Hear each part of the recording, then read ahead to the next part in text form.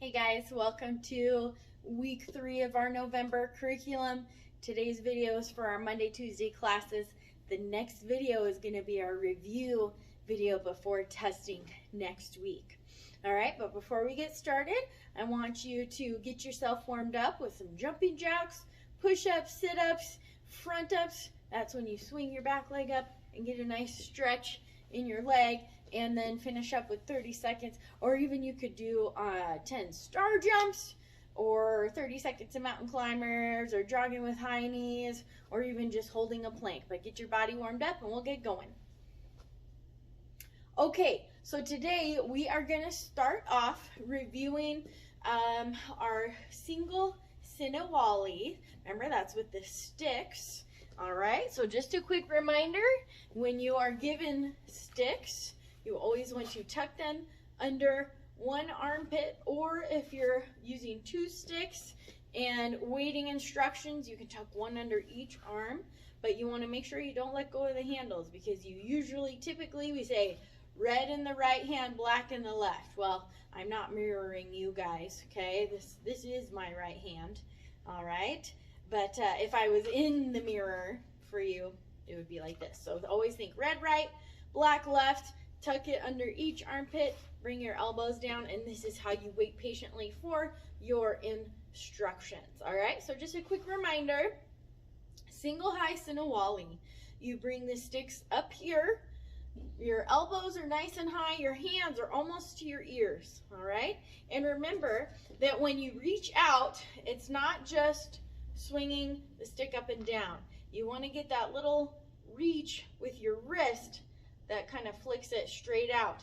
If you were striking at an actual person with this, it would be a strike to the collarbone, or even maybe the side of the head, all right? So it's not just your arm moving back and forth, but there's a little bit of reach that happens when you get to the middle and you flick the wrist a little bit to finish getting that final reach on it. Always bringing it all the way back. I see a lot of kids start doing this, and then they're not bringing the sticks back where they need to be, and they're not reaching them out, right? So it's from here, reach out and come back, reach out and come back, reach out, come back, reach out, come back, all right? And there's a little turn as well. When you get more advanced and move up to warriors, you learn that there's footwork that goes along with it as well, okay? So you can kind of keep that in mind. But remember, always bring the stick back to where it came from.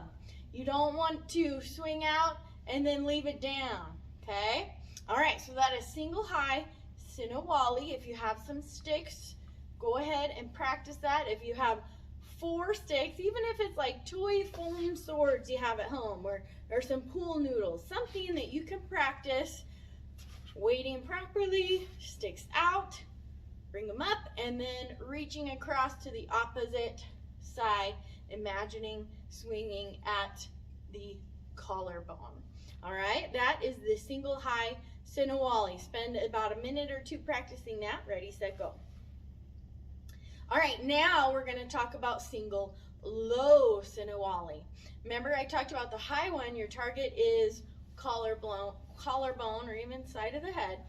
Now that we're swinging low, our target is going to be knees. All right, so again, just like with the high, you need to turn, but you also need to have that reach out at the end, and then bring it back to where you started. Turn and reach out and bring it back. Turn and reach out and bring it back. What you want to avoid is this, right? That's like wet mops. Let's go in the car wash, and that's not sinawai. Sinawai, you're swinging with intention, imagining your target, right? So the tips are not just dragging on the floor, but they're still here. Tips are still up.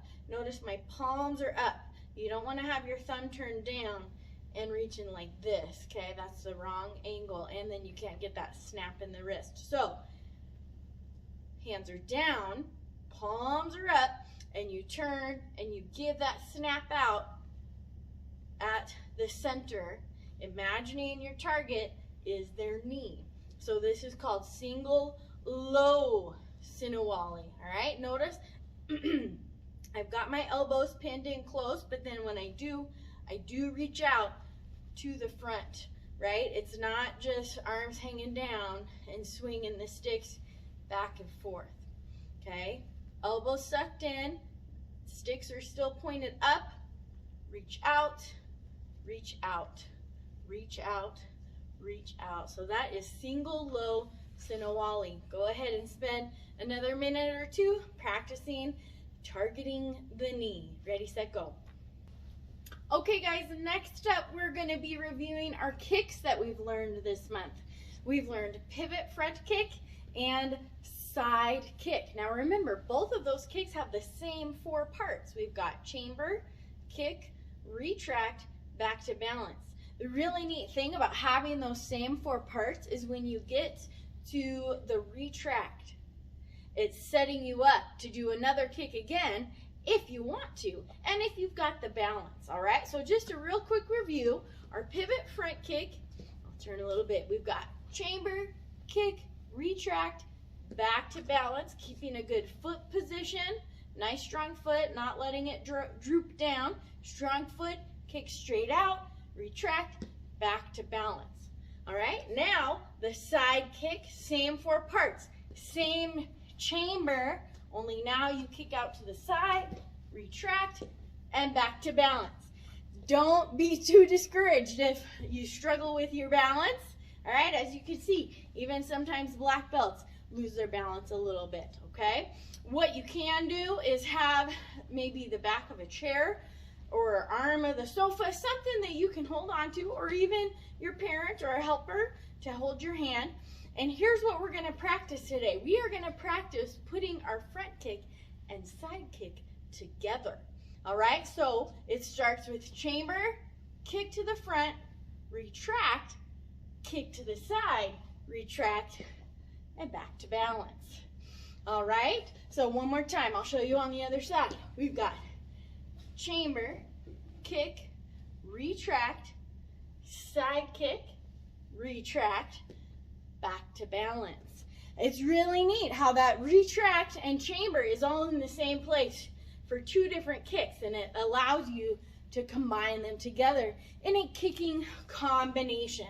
So again, even though we're going slowly and we're kicking in 2 different directions, still think about your foot position. Bottom of the foot out. Now the foot is sideways. Retract, back to balance. All right, so if you need help in class here, we're going to partner up and the kids are going to help each other keep their balance, practicing it nice and slow. I don't want you going, right, that's not good form. I want you to feel all of the parts between each kick.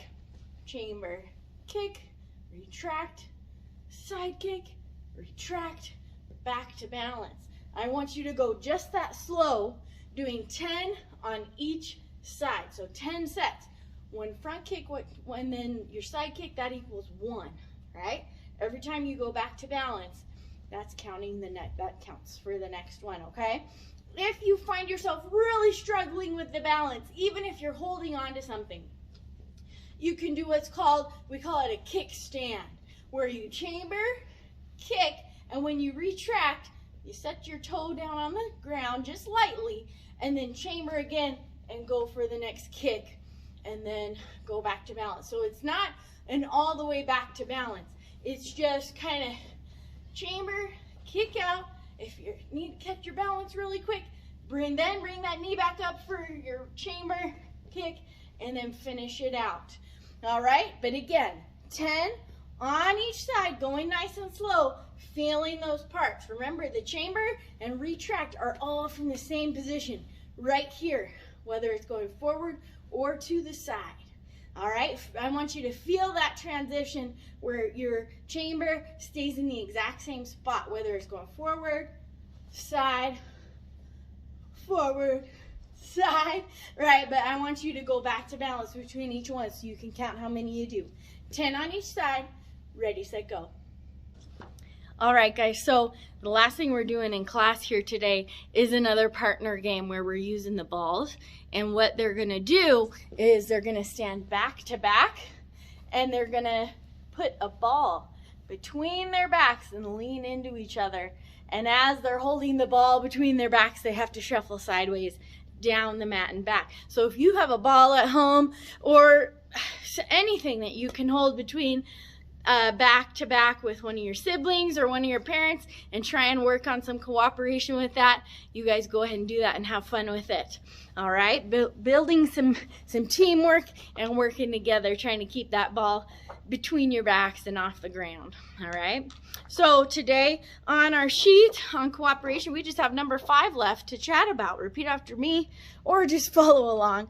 Not always having to do things my way. All right, this is a tough one, especially for grown-ups. When we're trying to teach kids how to do stuff, it's kind of our job to teach it our way of doing it. But sometimes there's a different way to do things, and that's okay.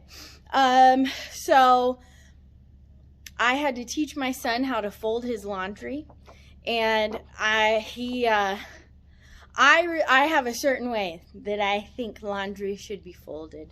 And it got to the point where if I wanted him to be able to fold his laundry on his own, I had to just let go of my way that I thought it should be done and let him fold his own clothes his own way. And you know what? He does it his own way, but he gets it done. He folds them and puts them away. And that's one less person that I'm having to do that for. And so I appreciate him learning to do that, and even if it is his own way and not the same way I do it, that's okay.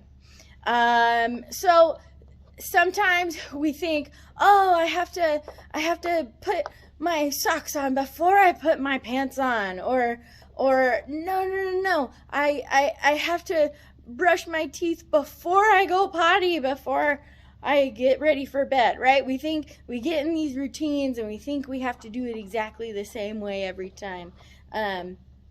But sometimes that can make it hard for us to cooperate with others if we think it has to be the same every time, or if we only insist on our way of doing it. You know, it's interesting. If you let people teach you, you might find different ways to do things, okay? Like sometimes I think I'm better at certain things, and then my husband will show me how he does it, and I go, I never thought about doing it like that. And it turns out it was maybe a little bit better way.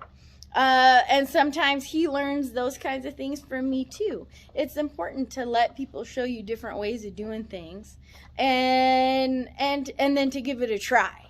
Okay? Because if we're always insisting on only doing things our way, it makes us really stubborn. And people think, oh, they're set in their ways and they don't want to learn anything new, and it makes it kind of unpleasant for you to be around you if you only insist on doing things one way, your way. There's this saying called my way or the highway, and as kids that doesn't really fly. It's different when it's like an instructor or a teacher or your parents teaching you how to do something or teaching you how to be safe at something, right? But as kids, it's your job to learn. And oh man, there is so much for you guys to learn. That means there's a lot you don't know yet. There's stuff you think you already know, and there's stuff you do know, but there's still so much to learn. And so when someone is offering you some advice, a different way to do something, you know, it's really important that you be willing to learn and listen and try different ways of doing things. That's a great way to practice cooperation.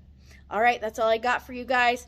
Next video for Wednesday, Thursday this week is going to be our review video, because testing will be taking place next week on Monday, Tuesday, which means there won't be any video next week. All right, look forward to seeing you on our review video.